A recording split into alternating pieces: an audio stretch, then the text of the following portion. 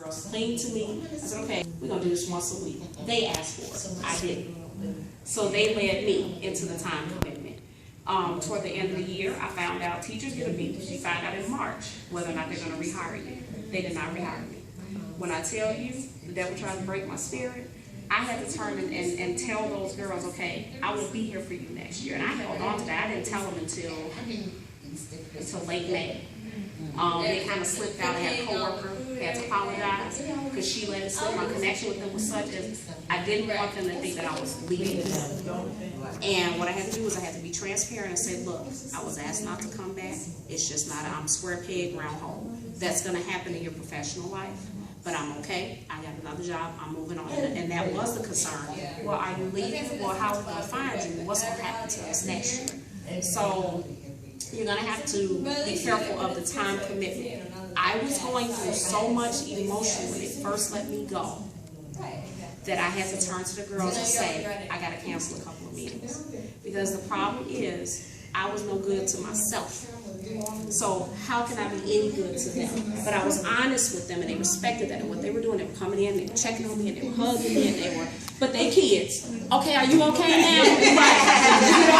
Are you okay now? Are you over yourself now, Mom? It helped me to be okay. But be honest with them.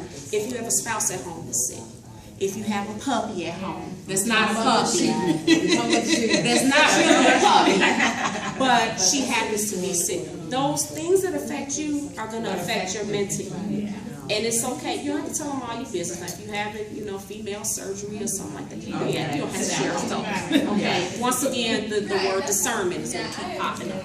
You decide what's appropriate. Just say, hey, it's not a good season right now.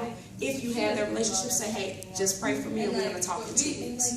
Okay? But never just leave them hanging. Because of nothing people left them. Yeah. And that can be difficult, and I'm going back to you because you're like me, you're very emotional. And I had to tell them with tears in my eyes, I'm not going to be here. And I knew what the reaction was going to be, and I had ran from it, I said, it's not fair to me not to tell them. But the beauty in that is, I'm going to go back to that testimony. The one little girl, she said, I have no idea you lost your job. And I said, and their kids are transparent. They're just going to give it to you straight, no change. So they don't have a filter. And she said, you got fired. And I turned to her and I said, yeah, baby, they can be. I got fired. And I was just smiling. And so another little girl said, but why are you smiling? And so I say, you ladies know that I'm spiritual, and I'm not going to take it that far. But I'm already protected.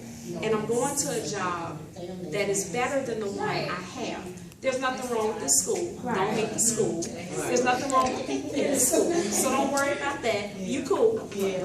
I'm being moved somewhere else where all this fabulousness is accepted and is embraced. And so the reason I'm zoning in on you so much is that testimony is going to shine through. You don't have to say a word to your mentee. Your mentee is going to pick up on that. God is going to deliver the mentee to you that's going to pick up on that, and you won't have a choice but to be one-on-one and be intimate with that mentee. You ain't going to want nobody else around. So you might as well carry some of these around with you because it's not.